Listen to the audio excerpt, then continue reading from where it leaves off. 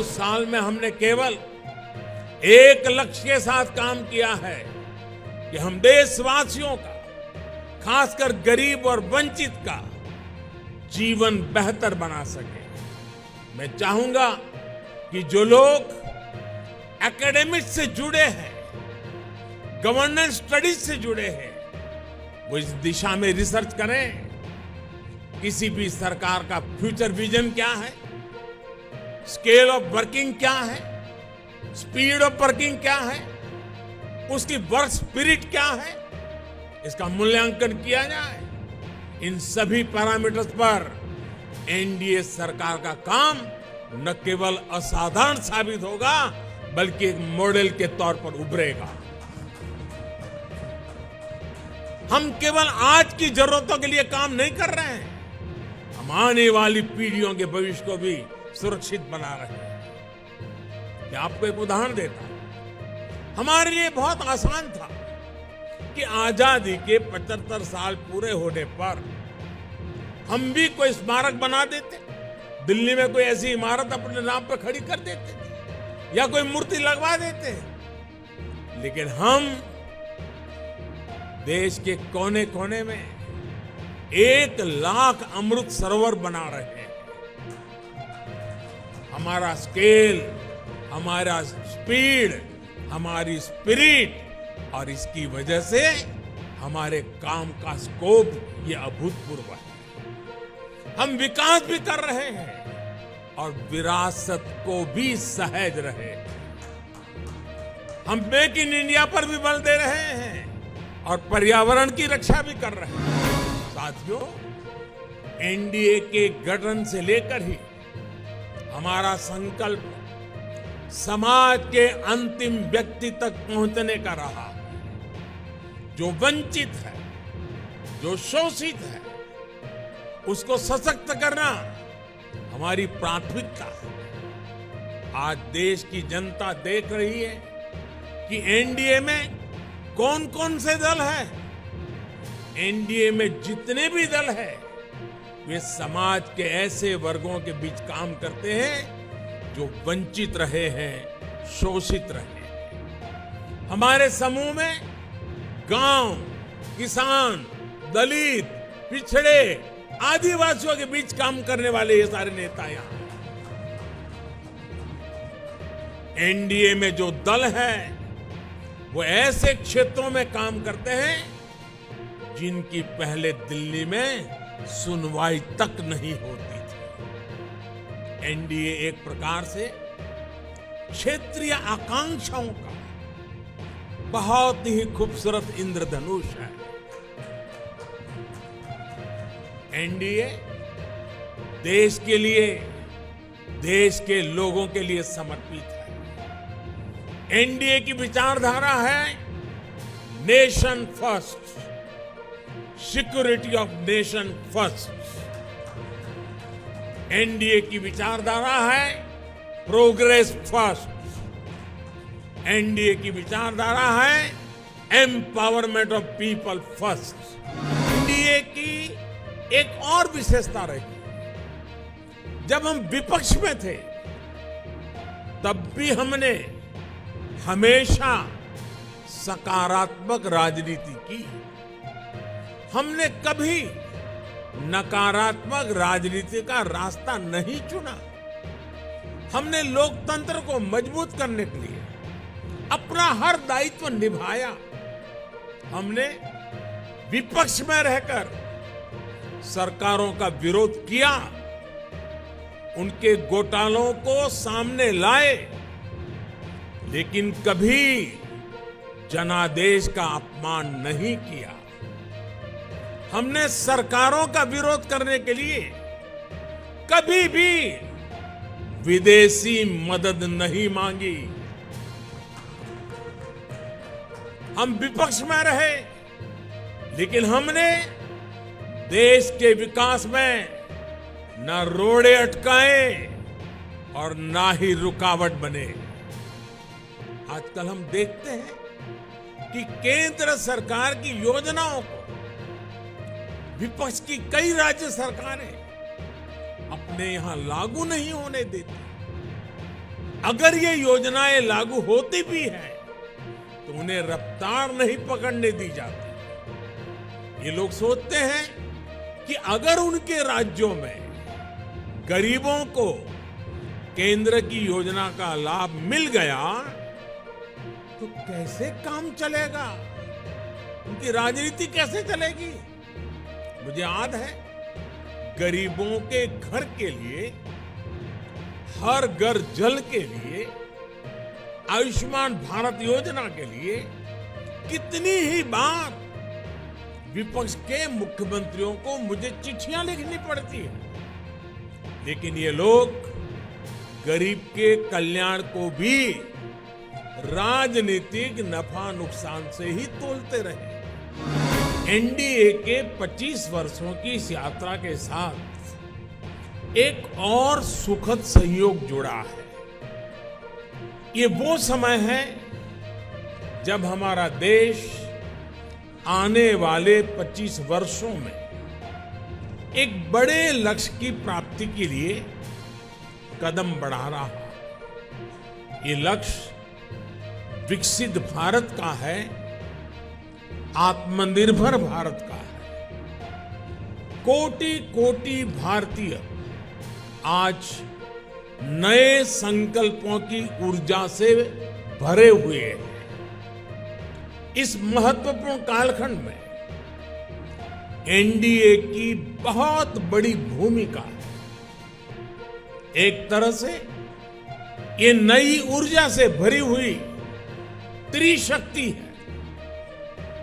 N से new India के लिए, डी से डेवलप्ड नेशन के लिए, ए से aspiration of people and region के लिए।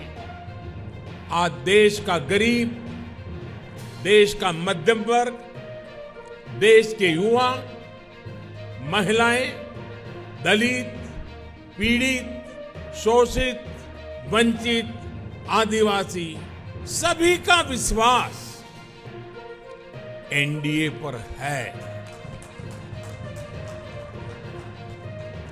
हमारे जो समाज शास्त्री हैं, राजनीति शास्त्री हैं और अर्थशास्त्री हैं, वो भी भारत के विकास के लिए एनडीए को एक पॉजिटिव फोर्स के रूप में देख रहे हैं। हमारा संकल्प पॉजिटिव है, एजेंडा पॉजिटिव है, भावना पॉजिटिव है और हमारा रास्ता भी पॉजिटिव है। एक तरह से एनडीए श्रद्धेय अटल जी की एक और विरासत है जो हमें जोड़े हुए है। एनडीए के निर्माण में आडवाणी जी ने भी बहुत अहम भूमिका निभाई थी और वो आज भी हमारा मार्गदर्शन कर रहे हैं। हमारे प्रकाश सिंह बादल जी हों, बाला साहब ठाकरे जी हों, जॉर्ज फर्नांडिस जी हों, रामविलास पासवान जी हों, अजीत सिंह जी हों, शरद यादव जी हों, सभी ने अपनी अपनी तरह से एनडीए को मजबूती देने का काम किया। आज प्रकाश सिंह बादल जी और बाला साहब ठाकरे जी के सच्चे अनुयायी भी हमारे बीच में हैं। हाल में ही एनडीए के गठन के 25 साल पूरे हुए हैं।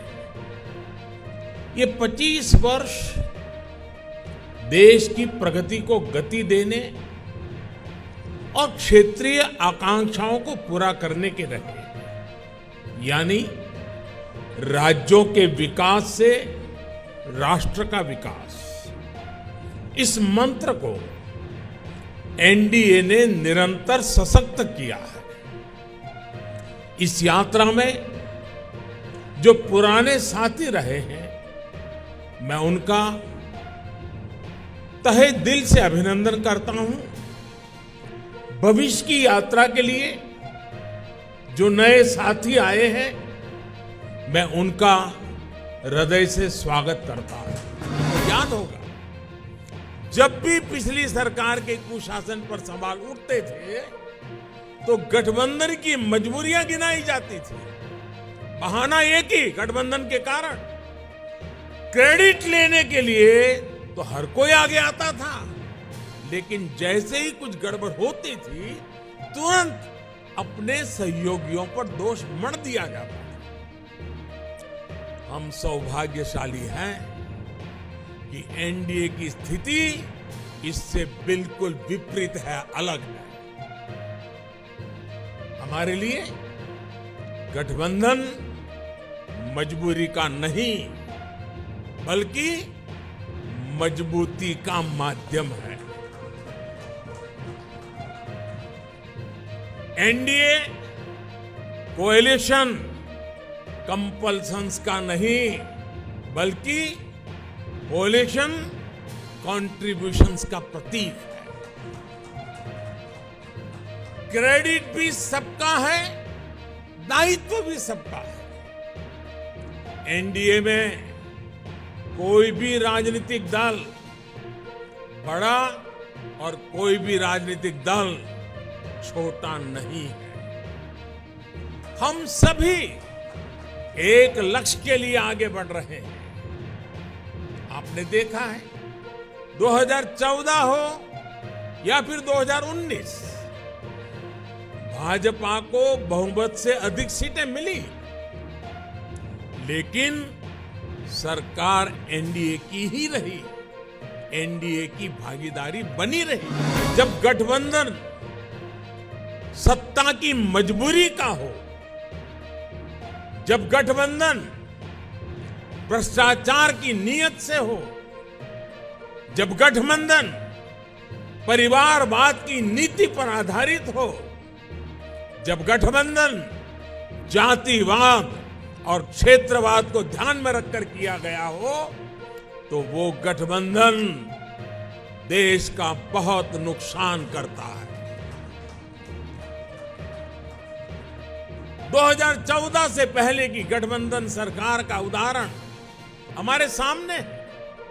तमाम उठापटक के बीच वो गठबंधन सरकार किसी तरह अपने 10 साल खींच पाई, लेकिन देश को क्या मिला? प्राइम मिनिस्टर के ऊपर भी एक आला कमान, पॉलिसी पैरालिसिस, निर्णय लेने में अक्षमता, भांति भांति के पावर सेंटर्स, अव्यवस्था और अविश्वास, खींचतान और करप्शन, लाखों करोड़ों के घोटाले। लोकतंत्र में राजनीति अलग अलग विजन को देश के सामने रखने का एक माध्यम होती है, लेकिन हर विजन का, हर विचारधारा का मकसद एक ही होता है, गुड गवर्नेंस और देशवासियों की सेवा। पॉलिटिक्स में प्रतिस्पर्धा हो सकती है, लेकिन शत्रुता नहीं होती। आखिरकार हम एक ही देश के लोग हैं, एक ही समाज का हिस्सा है, लेकिन दुर्भाग्य से आज विपक्ष ने अपनी एक ही पहचान बना ली है, हमें गाली देना, हमें नीचा दिखाना। बावजूद इसके हम एनडीए के सभी साथियों ने हमेशा देश को दलों के हित से ऊपर रखा। हमने राजनीतिक सौहार्द और शालीनता को बनाए रखने के लिए प्रयास किए। ये एनडीए सरकार ही है जिसने प्रणब दा को भारत रत्न दिया, जो जीवन भर कांग्रेस में रहे थे, लेकिन हमें उन्हें ये सम्मान देने में संकोच नहीं किया। ये एनडीए सरकार ही है जिसने मुलायम सिंह यादव, शरद पवार, गुलाम नबी आजाद, तरुण गोगोई, एमसी जमीर, मुजफ्फर बेग, ऐसे अनेक नेताओं को जो राजनीतिक दृष्टि से हमारे साथ नहीं है, हमारे खिलाफ है, हमने पद्म सम्मान दिया है उन लोगों को। ये नेता भी कभी बीजेपी या एनडीए में नहीं थे, लेकिन हमने देश सेवा में उनके लंबे योगदान को स्वीकार किया, उसे सराहा, उन्हें सम्मानित किया। विपक्ष के लोग जिस गलती को बार बार दोहरा रहे हैं वो है देश के सामान्य मानवी की समझदारी को वे लोग अंडर एस्टिमेट करते हैं, लेकिन देश की जनता सब कुछ खुली आंखों से देख भी रही है और समझ भी रही है। जनता देख रही है कि ये पार्टियों क्यों इकट्ठा हो रही है। जनता ये भी जान रही है कि वो कौन सा ग्लू है, गोंद है जो इन लोगों को, इन पार्टियों को जोड़ रहा है। किस तरह छोटे छोटे स्वार्थ के लिए मूल्यों और सिद्धांतों से समझौता किया जा रहा है। लोग देख रहे हैं कि केरल में लेफ्ट और कांग्रेस एक दूसरे के खून के प्यासे हैं, लेकिन बेंगलुरु में दोनों पार्टियों के नेता हाथ में हाथ डालकर मुस्कुरा रहे हैं। लोग देख रहे हैं कि बंगाल में लेफ्ट और कांग्रेस के नेताओं पर, उनके कार्यकर्ताओं पर टीएमसी हमले कर रही है, लेकिन इनके नेता टीएमसी के खिलाफ कुछ भी बोलने से बच रहे हैं। इसलिए देश के लोग कह रहे हैं कि गलबहियां मिशन नहीं है, मजबूरियां है। इनकी सच्चाई आपको दूसरे राज्यों में भी दिखाई देगी। नेशनल कॉन्फ्रेंस के नेता और पीडीपी के नेता एक दूसरे को कैसी कैसी गालियां देते हैं। आरजेडी और जेडीयू के लोग कैसे कैसे शब्दों से एक दूसरे को नवाजते थे। देश की जनता ने यह सब करीब से देखा है और देख रही है। 24 का चुनाव बहुत दूर नहीं। देश के लोग मन बना चुके हैं कि तीसरी बार फिर एनडीए को ही अवसर देना है। देश का मन आप जानते हैं, लेकिन विदेश का मन भी बहुत कुछ संकेत दे रहा है। आमतौर पर जब भी किसी देश में चुनाव का समय निकट आता है तो उसका बहुत बड़ा असर उसके वैश्विक संबंधों पर भी होता है। हर एक को लगता है कि भाई अब तो चुनाव का वर्ष है, अभी सरकार के साथ अभी रहने दो, एक बार चुनाव हो जाए, नई सरकार आएगी तब सोचेंगे। स्वाभाविक है। कोई भी दूसरा देश उस सरकार के साथ जो चुनाव बिल्कुल निकट हो वहां संबंध बनाने से पहले, संवाद करने से पहले 100 बार सोचता है।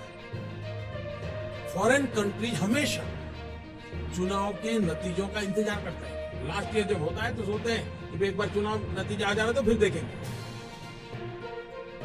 जो सरकार जाने वाली होती है उस पर कोई भी देश अपना टाइम और एनर्जी इन्वेस्ट नहीं करना चाहता, लेकिन इस समय भारत का मामला कुछ अलग है।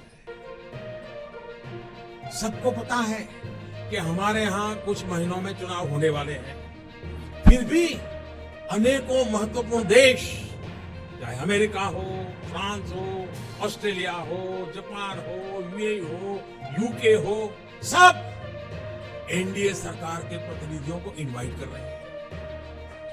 तमाम देश भारत को मान और सम्मान दे रहे हैं।